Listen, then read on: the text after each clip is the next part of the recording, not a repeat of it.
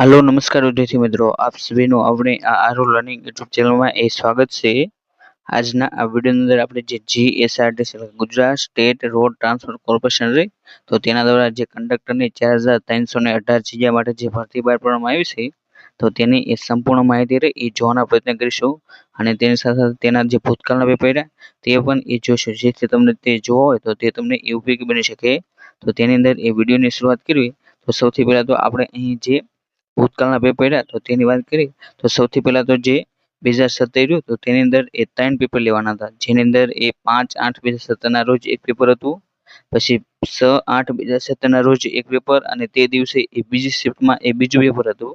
ત્યારબાદ એ 10/6/2018 માં એક પેપર લેવાનું હતું અને તેની પછી એ 5/9/2021 માં એક પેપર લેવાનું હતું અને ત્યારબાદ છેલ્લું પેપર રહ્યું એ 29/12/2024 ના રોજ જે કંડક્ટરની ભરતીનું જે છેલ્લું પેપર હતું એ લેવાનું હતું અને આની સાથે સાથે એ 2013 માં રહ્યું તેનું પણ એક પેપર લેવાનું હતું।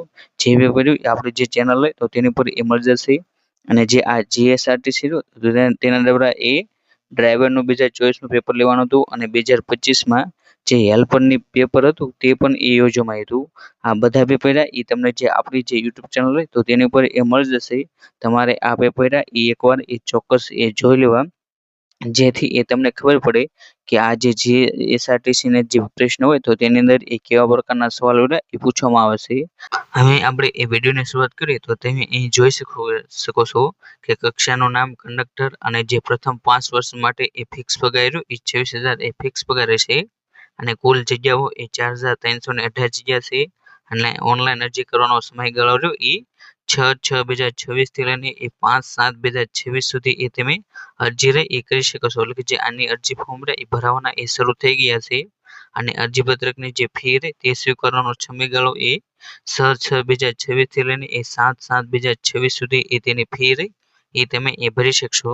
જેની અંદર એ આપણે જો જગ્યાની વાત કરીએ તો કુલ જગ્યા એ 4318 છે, જેની અંદર એ બિન અનામતની વાત કરીએ તો પુરુષો માટે એ 1562 અને મહિલાઓ માટે એ 768।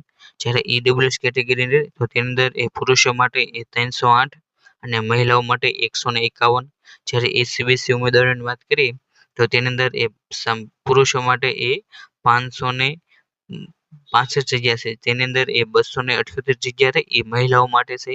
પછી અનુસૂચિત જાતિ તેમની એ જગ્યાઓ રહી ની વાત કરીએ તો પુરુષો માટે એ 147, જેની અંદરથી એ મહિલાઓ માટે રહી એ 71 જગ્યાઓ એ અનામત રાખવામાં આવી છે। જ્યારે આપણે અનુસૂચિત જનજાતિની વાત કરીએ તો તેની અંદર એ જે પુરુષો રહ્યા તો તેમની માટે એ 314 જગ્યા છે, તેમાંથી એ મહિલાઓ માટે રહી 154 જગ્યા રે એ અનામત રાખવામાં આવી છે। જ્યારે અન્ય અનામત જગ્યાની વાત કરીએ તો તેની અંદર એ માજી સૈનિકો હતા તો તેમની માટે એ 431 જગ્યા એ અનામત છે। જ્યારે દિવ્યાંગો માટે એ 90 જગ્યાઓ રે એ અનામત છે અને જે આ 90 જગ્યા રે તો તેની અંદર જે એ કેટેગરી રે તો તેમની માટે એ 23, પછી બી કેટેગરી માટે 23 અને સી કેટેગરી માટે એ 23 અને ડી અને ઈ કેટેગરી રે તો તેની માટે એ 21 જગ્યા રે એ અનામત રાખવામાં આવી છે। ત્યારબાદ આપણે જે આ જે ભરતી રે તો તેની અંદર એ ફી ની વાત કરીએ તો જે પણ ઉમેદવારો એ બિન અનામત કેટેગરીના છે તો તેમણે એ 300 રૂપિયા પ્લસ જીએસટી રે એટલી એ ફી ભરવાની રહેશે। જ્યારે જે અનામત કેટેગરી રે જેની અંદર એ તમામ કેટેગરી મહિલા, શૈક્ષણિક પછાત વર્ગ, અનુસૂચિત જાતિ, અનુસૂચિત જનજાતિ, ઈડબ્લ્યુએસ, દિવ્યાંગ અને માજી સૈનિકો તો તેમણે એ 200 પ્લસ જીએસટી રે એટલી એ ફી ભરવાની છે અને ફી ભરવાની છેલ્લી તારીખ છે એ 7/7/2026 છે। અને અહીં આપણે જે ભરતી રહી તો તેની એ વધારાની લાયકાતની વાત કરીએ તો તેની અંદર એ વિઝન જો એ તમને ચોખ્ખું એ દેખાતું હોવું જોઈએ અને વય મર્યાદા રહી તો તેની અંદર એ 18 વર્ષથી એ 35 વર્ષ સુધીની એ વય મર્યાદા રહી એ માગેલી છે અને જે અનામત કેટેગરી રહે તો તેમને એ પોતાની કેટેગરી પ્રમાણે એ છૂટછાટ રહે એ મળવા લાયક છે। જ્યારે લઘુત્તમ શૈક્ષણિક લાયકાત રહ્યું એ 12 પાસ અથવા તો 10+2 પાસ રહ્યું એ તમારી પાસે એ હોવું જોઈએ અને તેની અંદર એ લાયસન્સની વાત કરીએ તો પ્રાદેશિક વાહન વ્યવહાર કચેરી જે આરટીઓ રે તો તેના તરફથી એ વેલિડ કંડક્ટર લાયસન્સ તથા બેજ ધરાવતો એ ઉમેદવાર એ હોવો જોઈએ તો જ આ ભરતી માટે એ લાયક ઠરશે।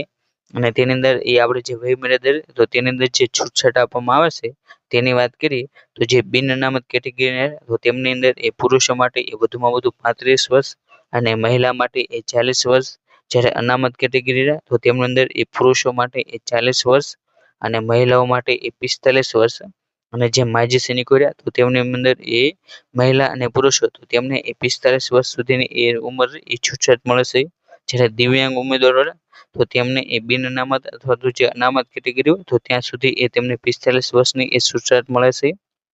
જ્યારે મહિલાઓ રહ્યા તો તેમને એ 45 વર્ષ સુધી એ છૂટછાટ મળે છે. અને અહીં તમને જન્મ તારીખ રહી એ ક્યાં સુધી એ માન્ય રહેશે તો તે તમને એ આપેલી છે. ત્યારબાદ આપણે જે લાયકાત રહે જે શૈક્ષણિક લાયકાત તેની અંદર જે 12 પાસ છે તો તેની અંદર એ ઘણા બધા ઉમેદવારોને એ પ્રશ્ન થતો હોય છે. તો તે તમામ લાયકાતના પ્રશ્નો હતા એ તમને અહીં આપેલા છે. જેની અંદર એ ધોરણ 12 પાસની માર્કશીટ એ ગુજરાત માન્ય અને ઉચ્ચ માધ્યમિક શિક્ષણ બોર્ડ તથા અન્ય સમકક્ષ જે બોર્ડ હોય તો તેના માન્ય દ્વારા એ તમને આપેલું હોવું જોઈએ.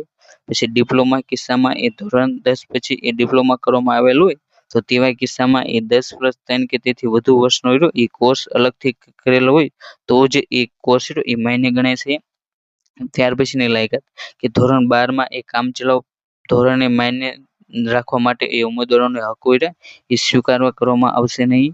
પછી ગુજરાત સરકાર સેના સામાન્ય વહીવટ વિભાગના 15/5/2012ના ઠરાવ મુજબ જે ઉમેદવારોએ એ ધોરણ 10 પાસ કર્યું હોય અને પછી એ ઔદ્યોગિક તાલીમ સંસ્થાએ એટલે કે જે આઈટીઆઈના 2 વર્ષનો અથવા તો તેથી વધુ સમયનો એ માન્યતા પ્રાપ્ત કોર્સ કરેલો હોય તે પછીની તે માટેની એ national council for vocational training પરીક્ષા પાસ કરેલ હોય તેઓએ એ જો પોતાની પસંદગી અનુસાર ગુજરાત માધ્યમિક અને ઉચ્ચ માધ્યમિક શિક્ષણ બોર્ડની ધોરણ 12ની અથવા તો ઓપન સ્કૂલ એક્ઝામિનેશન અંગ્રેજી વિષયની પરીક્ષા પાસ કરેલ હોય તો તેવા ઉમેદવારોને એ સરકારી નોકરીના હેતુ માટે એ ધોરણ 12ની શૈક્ષણિક લાયકાત ધરાવતા હોવાના ગણવામાં આવે છે.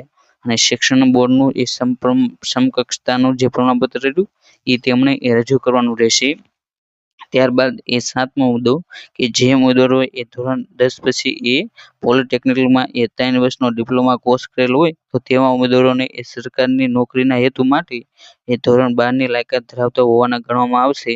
અને તેની માટે એ શિક્ષણ બોર્ડનું જે સમકક્ષતાનું જે પ્રમાણપત્ર છે એ તેમને એ રજૂ કરવાનું થશે.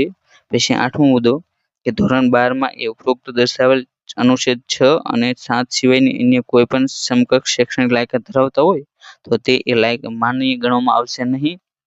અને આની અંદર જે કમ્પ્યુટરની લાયકાત માંગી છે તો જે ઉમેદવાર નિગમના નિયમ મુજબ ગુજરાત સરકાર શ્રીના સામાન્ય વહીવટ વિભાગના ઠરાવ નંબર CR અહીં તમને ઠરાવનો નંબર નક્કી કરેલ અનુસાર અભ્યાસક્રમ મુજબ એ કોમ્પ્યુટર અંગેનું બેઝિક નોલેજ ધરાવતો હોવો અંગેની એ તાલીમી સંસ્થાનું પ્રમાણપત્ર અથવા તો માર્કશીટ ધરાવતા હોવા જોઈએ અથવા તો સરકાર માન્ય યુનિવર્સિટી અથવા તો સંસ્થામાં એ કોમ્પ્યુટર જ્ઞાન અંગે એ કોઈ પણ ડિપ્લોમા ડિગ્રી કે સર્ટિફિકેટ કોર્સ કરેલો હોય તો તેવા પ્રમાણપત્રો અથવા તો ડિગ્રી કે ડિપ્લોમા અભ્યાસક્રમમાં કમ્પ્યુટર એક વિષય તરીકે હોવા તેવા પ્રમાણપત્રો અથવા તો ધોરણ 10 કે 12ની પરીક્ષા કમ્પ્યુટરના વિષય સાથે એ પાસ કરેલો હોય તો તેવા પ્રમાણપત્રો ધરાવતા હોવા જોઈએ.